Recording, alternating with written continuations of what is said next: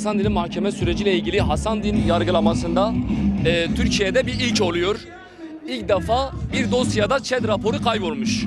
ÇED raporu sel baskınında kaybolmuş. Yani Hasan Din'de hukuka aykırı bir faaliyet girişimi var. ÇED raporu olmadan firma gelip çalışmaya başlıyor. Bu tamamen hukuka aykırıdır.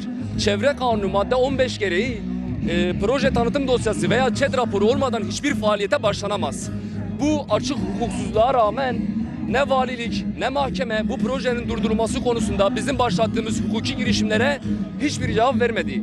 Fakat biz köylerde, meydanlardayız, metropollerdeyiz, alanlardayız. İdare mahkemelerin, Diyarbakır 2. İdare Mahkemesi ve 3. İdare Mahkemesi'nin daha önce de başka hukuki süreçlerde bilirkişi raporlarına rağmen şirket lehine karar verdiğini gördük. Bunları hepsini raporlayıp HSYK'ya ve tüm kamuoyuna duyurusunu yapacağız. 8 Lice, Çınar, Dicle, Kulp, tüm köyler oraya gelecek ve bu hukuksuz kararları kabul etmediğimizi bildireceğiz. Biz çaresiz değiliz. Bir halkın kaderi, bir köyün kaderi o köyü görmeyen insanların iki dudağı arasında olamaz. Hakkaniyetten, hukuktan uzak insanların iki dudağı arasında olamaz. Bunu kabul etmiyoruz. خالیا میه آخا میه ام وان زوزان میه زمان بری ام حمیل زوزان ابونه چرکا حیوان میه دوار من ام شبوی چر یعنی خالیا خورا ام خواهی درد کردن ام وید خوازن ام خوازن که ام خالیا خورا ام که وان نکن یعنی سایب در کمش خالیا خورا آخا میه زوزان میه ام که میه امی چرا یعنی خالیا خورا وکی در کردن خوازن کو ام بیلک و برابرlik ام خالیا خورا خواهی درد کردن ام وید خوازن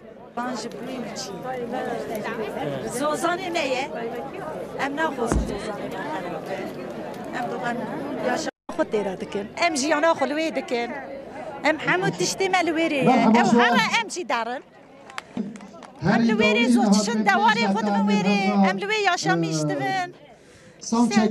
Maalesef görüyoruz yani önümüzde farklı bir talan, arkamızda farklı bir talan, sağımızda farklı, solumuzda farklı. Son zamanlarda neye uğradığımızı şaşırmış durumdayız. Doğa talanını durdurmamız gerekiyor. Maalesef karşımızdaki kişiler çok güçlü insanlar, güçlerini sermayelerden alıyorlar. Ölüyü, hayvanı, hayvancılığı yok etmek istiyorlar. Aynı şekilde Hasan Din'de yapılan araştırmalar, çalışmalar, Kasor'da yapılan, Gavgas'ta yapılan çalışmalar bir doğa kırımıdır.